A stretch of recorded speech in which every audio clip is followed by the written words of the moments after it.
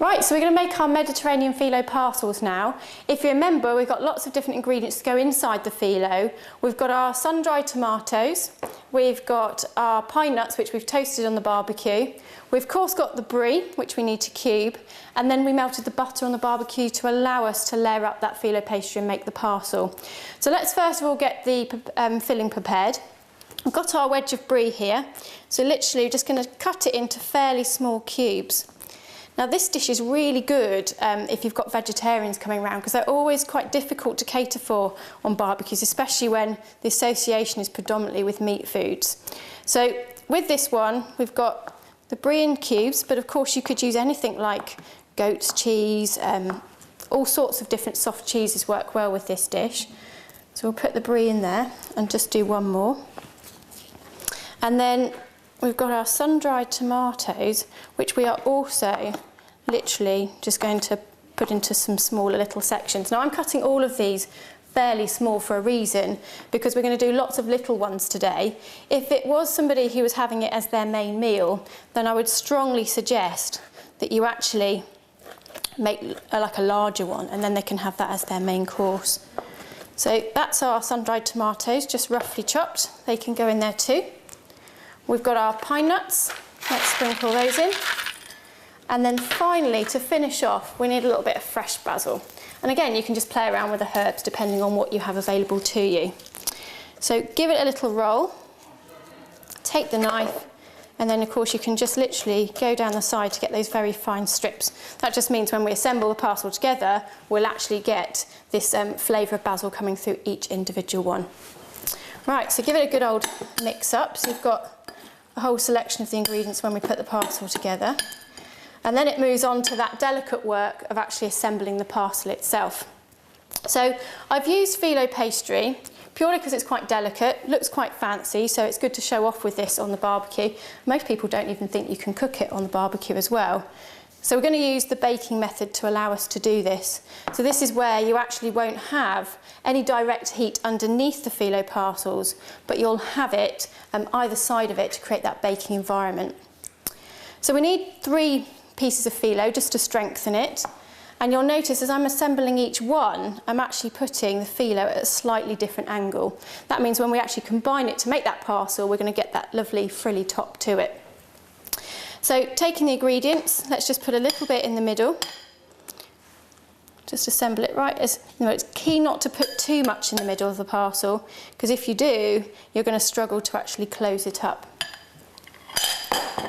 Now to seal it, just one little bit more butter. So can't say this is the most healthiest, but of course it's very tasty. A little bit of brush of butter around the outside, not too much. And then it's a case of literally, quite delicately, just assembling it, joining those inner sides together, turning it round, and then doing the same on the other 2 sides too. Once you've got it like so, you can then pinch it in. If you go for the pinch without doing that delicate bit at the beginning, you don't end up with this very fine top on the top of the parcel. So there we go. So you can make a few up so you've got a fair few to try later. So basically, as you see on the menu cards, basically it's all going to go in the one bowl. You're going to chop the brie up really finely, as small as you can have it, just so it's easy to mix and bind into your phyllo parcels. Again, and the sun-dried tomatoes, again, you chop up them nice and fine. And then everything just gets thrown in. Your pine nuts, cheese, tomatoes and basil, they get thrown into the jars. And your butter, you don't need your butter just yet. So again, if you want to put that to one side, and just so no one's getting any ideas of pouring the butter into the bowls. All of the brie. Again, so literally just throw everything into your bowl. So your pine nuts can go in your bowl. And again, you guys want to chop some tomatoes. Another knife in there. And some basil between us. Basil? So it's the sun-dried tomatoes. Yeah. I'll chop tomatoes, right? I think it's 6 of. 6 of these? Yeah. 6. 6 of them. Grab another knife? Yeah, sure. Again, all the knives are just out and about. Any particular strength for the brie chop? Smaller the better, because of you're going to want to bind it into a mix. So.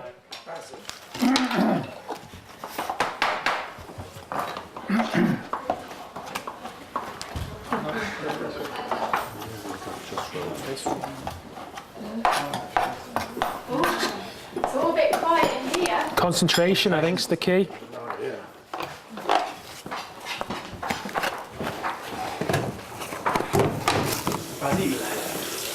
How much basil? Just a handful? Yeah, handful. Well, personal preference, I think. It states... That's right. Yeah, roll it. I had a roll. Oh, excellent. We're all done. Yeah, I think we got professional here, by the way. He was actually giving out knife skills earlier as well. Briefly trains the chef. He doesn't. Now you tell us. He took the end of a finger off once. We just It's no slip mat, so I was complaining. Oh, because they're all over here. So what we're going to go through now, we're going to assemble your Philo parcels. So basically now what we're going to do, if you'll want to observe, so basically we're going to use 3 sheets of Philo, and then basically, effectively, we're going to fold it over, then tuck it up and make it look quite pretty at the top. So I'll have a go. That sounds full of confidence. So basically, you're going to lightly brush the Philo. Obviously, you don't want to over butter it because then it'll go soggy and then it'll split. And then with the second sheet, what we're going to do, we're going to put it on like a star shape, just like that. And again, a slight brushing of butter. And then again, the third sheet. As you can see with Philo, it's really thin. Has anyone used Philo before? Yes. Yeah. Okay, just like that. So now you're going to get small, to be honest, a really nice small bit of mixture. It's in the middle there. Because obviously you don't really want to try and overfill it because then again it'll split and go all over the place. So again, and one more bit of butter just around the circle. A little bit of drizzle. Just drizzle, just to tie the pastry together. Everyone's watching me now. No, and then we're just going to fold it over. I mean, everyone can make their own technique. Tuck it up. Okay, and then like a little wonton or something like that. Okay, and then we're just gonna bob it. Nearly the last side we're going to be doing, which is the feta and the roasted tomatoes. This is one of my favourites, to be honest. So you have one each. So basically this is the roasted feta and tomato with a hint of balsamic vinegar, but we're not going to put the balsamic on until they actually finish cooking, and we're just going to drizzle that over just before we serve. So again, just between your teams, if you either got the choice, if you can leave it on the vine, you can leave it on the vine, or you can chop it up. It's entirely up to you. Like I say, you've got each have got 3 bits of tin foil. So if you want to make a little parcel yourselves, so if you want to spread the tomatoes and the feta unevenly, and Claire's just gone hunting for some rosemary from the garden. So again, you'll put a nice fresh sprig of rosemary on top, and then we'll bake them and grill them. Okay. The longer it's cooked, the more it'll break down. Because we had someone chopping the feta up really fine the other day and it just went like mush, so... Oh. And if by magic, we got some rosemary for you. Okay.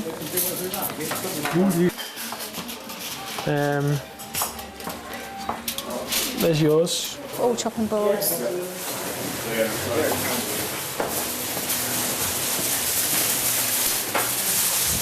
Right, let's get you cleared out the way and then...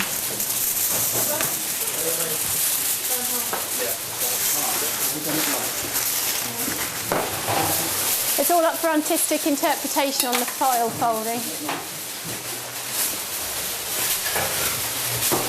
Tomatoes.